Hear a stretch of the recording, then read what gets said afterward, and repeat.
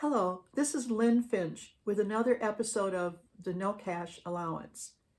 Parents, do you know what the difference is between your child's money and your money? It's all about past and future decisions.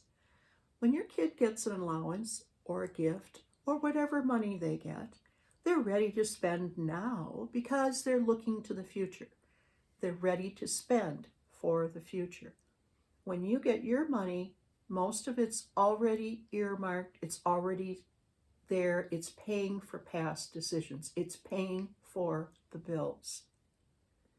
Kids don't have a lot of expenses, so they have great freedom with their money to spend for the future, to spend on themselves.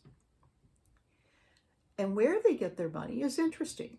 Kids get money from, like I said, gifts, handouts, and some for chores and some not for chores, and that brings up a real hot debate in the allowance area. According to a 2018 survey by Rooster Money, more than half of parents believe allowances should be earned through chores. Yes, that's a good thought, but it's not really the real world that the kids live in. They don't have to work to support themselves. And they know that. And parents know that. And giving them chores to understand the value of work is a good idea. But kids know they're going to grow up to work. They talk about what they're going to do as an adult.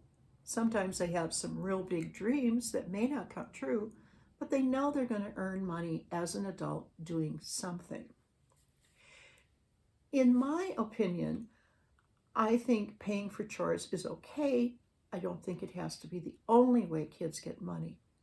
My kids earned money for chores as part of a weekly job system that I had, and they'd get these jobs, and some were for pay and some were not.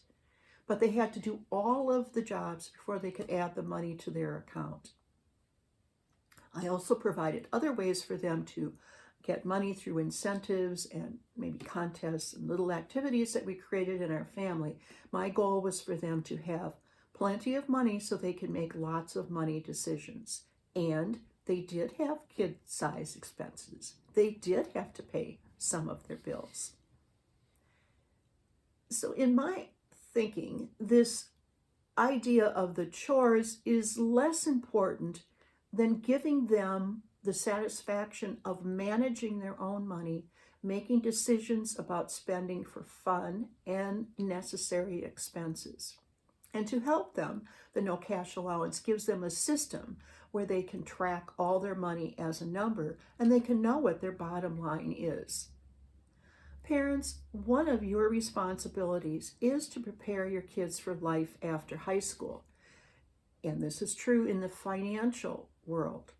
And requiring them as a child to keep track of all their money and be accountable for their decisions is a great way to get them ready to manage their money as an adult. Another survey, this one by T. Rowe Price, shows that most young adults, 64%, are surprised at how little they knew about managing money once they had to start dealing with real-world finances. So kids need this information, and you can provide it in your home. It will help them be ready.